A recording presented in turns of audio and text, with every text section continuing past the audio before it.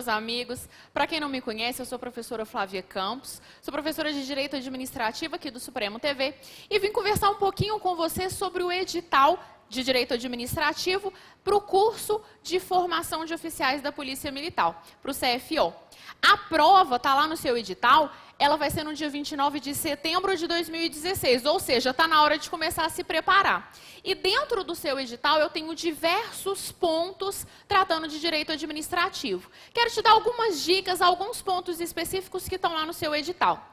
O seu edital, ele vai pedir para a gente conversar sobre a organização administrativa. Ele vai poder cobrar dentro dessa organização administrativa diversos pontos do direito administrativo. Então, ele pode cobrar para você os órgãos públicos, ele pode querer falar da administração indireta, e aí dentro da administração indireta, analisar as autarquias, as fundações públicas, as empresas públicas, a sociedade de economia mista, enfim. Todas as formas de organização da administração pública podem ser cobradas na sua prova. Quando a gente fala de organização administrativa, a gente sempre vai pensar em dois institutos, duas formas que a administração pública tem de se organizar, que é a desconcentração e a descentralização. Vou te dar uma dica que você não vai esquecer mais para diferenciar a desconcentração de descentralização. Em regra, a administração pública direta, União, Estado, Distrito Federal, municípios, recebem determinadas atividades que elas vão prestar, em princípio, de forma direta.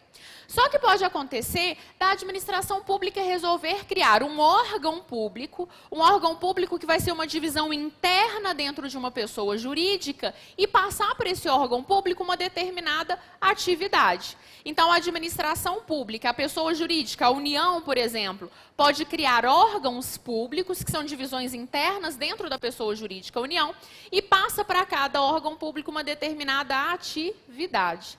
Sempre que a gente está falando de órgão público, eu estou falando de desconcentração. Então, a desconcentração ocorre quando a administração pública cria um órgão público e passa para esse órgão público uma determinada atividade. Então, se eu estou falando de desconcentração, eu estou falando da criação de um determinado órgão público, esse órgão recebe uma atividade que vai passar a exercer.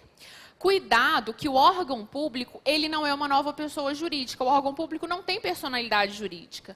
O órgão simplesmente é uma divisão interna dentro de uma pessoa jurídica que já existe. Diferente do que ocorre quando a gente fala de descentralização. Na descentralização, a pessoa jurídica, a administração pública, passa uma determinada atividade para uma outra entidade. Quando eu falo de entidade que vai receber uma determinada atividade em virtude da descentralização, eu estou falando de uma outra pessoa jurídica. Então, quando a gente fala de descentralização, eu estou falando que a administração pública passa uma atividade para uma outra entidade, para uma outra pessoa jurídica.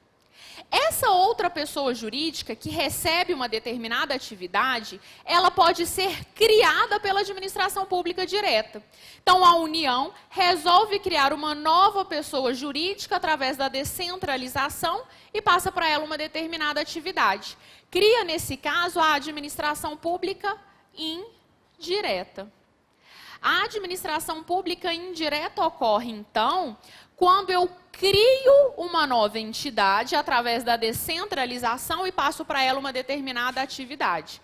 A União cria uma autarquia, por exemplo, e passa para essa autarquia o exercício de uma atividade específica. Só que, cuidado, na descentralização, eu também tenho aquela situação em que a administração pública passa uma atividade para uma entidade que já existe. Exemplo, concessão de serviço público. Quando a administração pública faz uma licitação, firma um contrato de concessão de serviço público, ela está passando uma atividade, por exemplo, o exercício do transporte público, para uma entidade que já existe, uma empresa que existe na iniciativa privada, mas que venceu aquela licitação e vai passar a exercer uma atividade. Eu também tenho, nesse caso, descentralização. Porque a ideia de descentralização a gente viu, é passar uma atividade para uma outra entidade, para uma outra pessoa jurídica.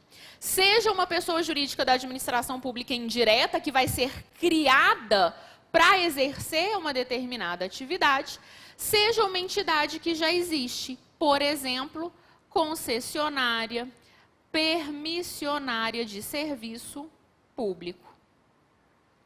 Quando a administração firma um contrato de concessão de serviço público, ela também está fazendo descentralização, passando uma atividade para uma entidade que já existe, mas que participou de uma licitação em regra, firmou um contrato de concessão, se tornou agora uma concessionária de serviço público. Não está dentro da administração pública, eu sei, nem direta nem indireta, mas surge essa transferência da execução da atividade em virtude da chamada descentralização.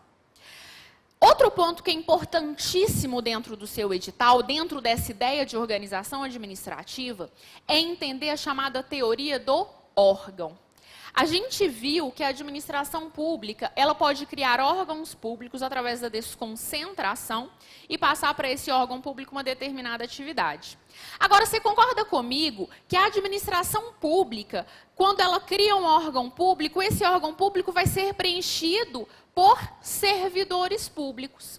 E a ideia da teoria do órgão é que esses servidores públicos, que estão dentro de órgãos públicos, dentro de uma pessoa jurídica, integram, fazem parte, são como órgãos do corpo humano de uma pessoa.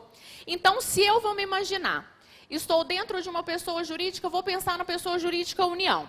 Se eu estou dentro de um ministério, o Ministério da Saúde, e eu sou um servidor aqui dentro do Ministério da Saúde, eu, servidor público dentro de um órgão público, integro a pessoa jurídica. Sabe o que isso significa? Significa que quando eu atuo, quando eu, servidor público, atuo, eu estou atuando em nome da pessoa jurídica. Eu, servidor público, quando atuo, estou atuando aqui no meu exemplo em nome da União. Você agora, você, servidor público do Estado de Minas Gerais. Você que vai passar no seu concurso, no concurso de CFO, e vai ser um agente público, um servidor público dentro da Polícia Militar, órgão do Estado de Minas Gerais. Quando você atua, quem está atuando é o Estado de Minas Gerais. Você integra o Estado de Minas Gerais. Você vai integrar esse órgão, que é a Polícia Militar, vai integrar a pessoa jurídica, que é o Estado de Minas Gerais. E aí, quando você manifesta a sua vontade, quem está manifestando a vontade, de acordo com essa teoria do órgão, é a pessoa jurídica. Então, essa teoria do órgão vai me dizer que o servidor público, dentro de um determinado órgão público, Polícia Militar, aqui no nosso exemplo, dentro do Estado de Minas Gerais, quando o servidor atua, quem está atuando é o Estado, é a pessoa jurídica. E aí, esse raciocínio leva para a gente a um outro ponto dentro do seu edital, responsabilidade civil do Estado. A ideia da responsabilidade civil do Estado, pessoal, é analisar quem ou a quem cabe a indenização caso um agente público, um servidor, cause danos a um terceiro. A ideia da responsabilidade civil do Estado, que está especificada lá no seu edital, a responsabilidade civil do Estado, eu estou querendo analisar se eu, servidor público, vou me imaginar dentro da Polícia Militar, dentro do Estado, da pessoa jurídica, Estado de Minas Gerais, se eu causo danos a um terceiro, em virtude, claro, daquela minha função, se quem vai responder vai ser o servidor público, eu servidor, ou vai ser a pessoa jurídica. Dentro dessa responsabilidade civil do Estado, a gente tem diversos pontos importantes. Mas para a gente entender aqui, uma dica rápida que eu te dou com relação à responsabilidade civil do Estado. Lembra da teoria do órgão? Em que a gente falou que quando eu atuo, quem está atuando é a pessoa jurídica? Eu aplico essa ideia da teoria do órgão aqui para a responsabilidade civil do Estado. Se eu, servidor do Estado de Minas Gerais, causo danos a alguém em virtude daquela minha atuação, em virtude daquela minha função pública, quem responde, quem tem o dever de indenização para aquela pessoa que sofreu dano vai ser a pessoa jurídica, vai ser o Estado, nesse caso, de Minas Gerais. Essa responsabilidade civil do Estado está lá no artigo 37, parágrafo 6º da Constituição. O artigo 37, parágrafo 6º da Constituição, fala que as pessoas jurídicas de direito público e as pessoas jurídicas de direito privado que prestam serviço público responderão pelos danos que seus agentes nessa qualidade causarem a terceiros. Ele só vai falar no finalzinho do parágrafo 6º na possibilidade da chamada ação de regresso. Nesse caso, se eu, servidora da Polícia Militar no Estado de Minas Gerais, causo danos a alguém, quem responde não é o órgão e não sou eu, é o Estado de Minas Gerais. Depois, o Estado de Minas Gerais pode, através de uma ação de regresso, cobrar essa indenização que teve que arcar, que teve que pagar, em virtude, né, daquele dano que o terceiro sofreu. Então, quando a gente fala em responsabilidade civil do Estado, que está lá no 37, parágrafo 6º, a gente aplica essa mesma ideia que a gente viu aqui na teoria do órgão. Quando eu atuo, quando eu, servidor público, atuo, quem está atuando é a pessoa jurídica. Te faço aqui o convite para vir fazer com a gente esse curso para o concurso de CFO. A prova já é agora em setembro, então corre, vem se preparar com a gente para a gente tratar de todos os pontos principais do seu edital, dentro, claro, aqui comigo, de Direito Administrativo e em todas as outras disciplinas com os professores aqui do Supremo TV. Foi um prazer conversar com vocês, espero que a gente se encontre mais.